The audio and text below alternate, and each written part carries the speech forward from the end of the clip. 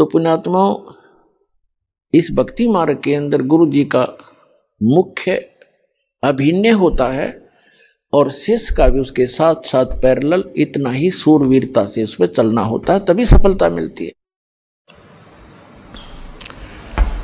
अब उसके बारे में आपको बताते हैं गुरु जी के साथ कैसे रहे, कैसे बोले, कैसे बतलावे, कैसा व्यवहार करे निष्कपट भाव से।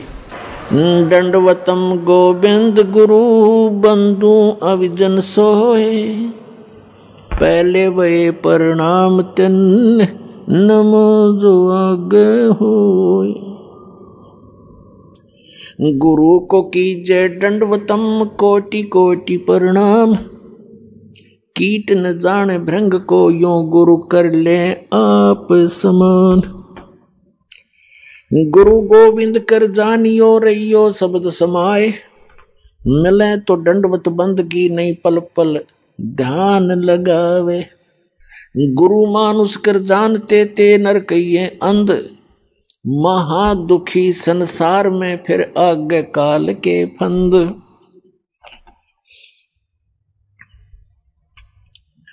कबीरा ते नर अंध हैं गुरु को कहते और, हरि के रूठे ठोर है भाई गुरु रूठे नहीं ठोर। गुरु गोविंद दोनों खड़े काके लागू पाए, बलिहारी गुरु अपना जिन गोविंद दियो मिलाए। अपने आत्माओं कितना महत्व है सच्चे सतगुरु का, कि जैसे उदाहरण आपको बहुत बार दिया है, जिस व्यक्ति के ऊपर आपदाएं आती हैं वो स्वयं स्वीकार करता है और कहता है कि मेरा राम रूठ गया, मेरा भगवान रुष्ट हो गया, आज मेरे ऊपर दुख पर दुख आ रहे हैं। और जिसके घर सुख होता है उसको अन्य आम व्यक्ति ही कहते हैं इसका राम राज्य है भाई, इसका भगवान प्रसन्न है इसके ऊपर। तो पुण्यात्माओं, पुण्यों से सुख होता है, पाप कर्मों से दुख होता है। जिनके पुण्य समाप्त हो गए तो उनका राम रूठ गया, उनका भगवान रुष्ट हो गया, उन पर दुख प्रारंभ हो गए। तो जैसे आप खेत में कहीं मजदूरी करने जा रहे हो या कहीं पर भी आप एकांत स्थान पर कोई मटका पानी का भर के ले गए और सारा दिन पीते रहे, जब तक पानी चला तो नो प्रॉब्लम, और पानी जल खत्म हुआ तो हुई प्रॉब्लम, प्यासे मर जाओगे। पुनः उसको नहीं भरा तो कहाँ जाओगे? हैंड पंप पर गए, कुएं पर गए। हम यहाँ हैंड पंप लेकर चलेंगे जिससे एक सटीक उदाहरण बन जाता है। एक तरफ तो हैंड पंप पर गए, मटका भर लिया, फिर आपत्ति समाप्त। जो आपत्ति आई थी जल के अभाव से वो ठीक होगी, अरे वो बला टली। ऐसे ही जो पुण्यों के अभाव से आप पर आपत्तियां आ रही हैं, तो यही फिर राम नाम के पुण्यों का घड़ा फिर भर देंगे। कहाँ से? गुरु रूपी हैंड पंप पर जाना पड़ेगा अपने। तो ये समझ लिए गुरु जी हैंड पंप है और एक मटके में जल रखा है। एक तरफ हैंड पंप खड़ा है, नल है पानी का, एक तरफ मटके में जल भरा है।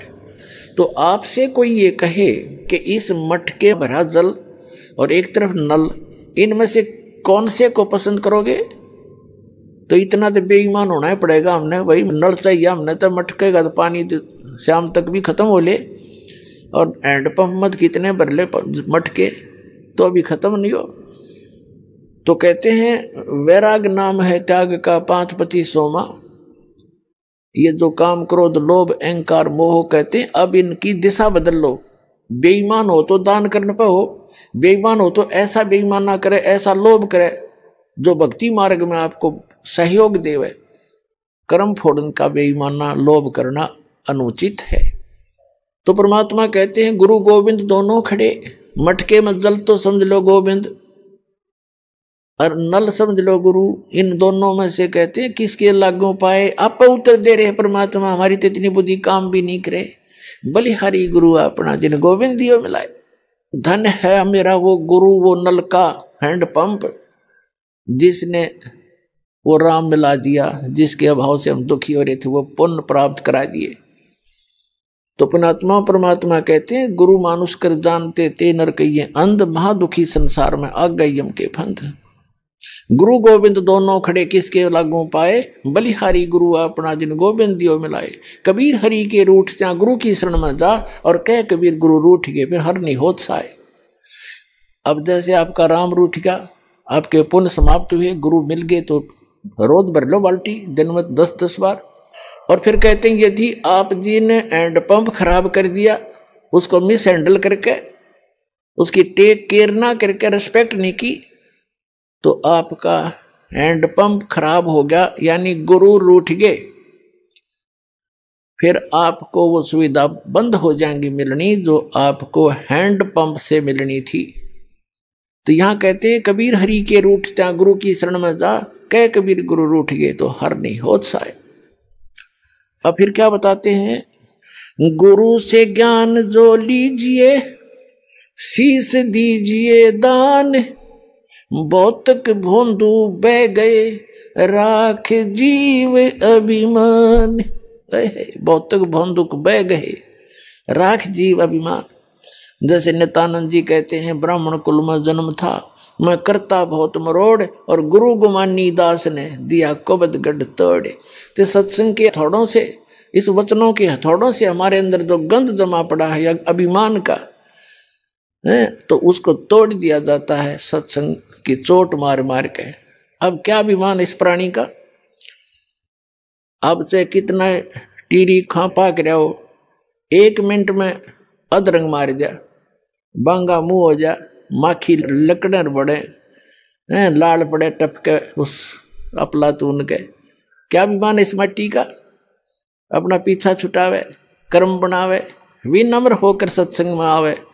और कबीर साहब कहते हैं, ऐसी बाणी बोलिए मन का आपा खोए, और उनको शीतल करे आप भी शीतल होए। तो इसके लिए अपने अभिमान को त्याग कर जो आप बात करोगे, देखना सामने वाला आत्मा कैसे गदगद हो जाएगी। तो एक भक्त के बोलने का, उसके चलने और बैठने का, उसके नजर और देखने का तरीका नॉर्मल होता है, और तभी वो भक्त कहता है। एक वैसे बकवादियों की तरह चल रहा है, बकवादियों की तरह चश्मे लावर नो टेढ़ा देखे, वो तो ढेढ़ आदमी है, भक्ति करता है चाहे ना करता है। तो सत्संग के अंदर आकर के सत्संगी कहला करके, भक्त कहला करके, उसमें भक्त वाले गुण स्वाभाविक बन जाने चाहिए, तो सत्संग से उनका ज्ञान होता है। तो क्या बताते हैं, गुरु से ज्ञान जो लीजिए शीश दीजिए दान, और भौतुक भोंदू बह गए राख जीव अभिमान।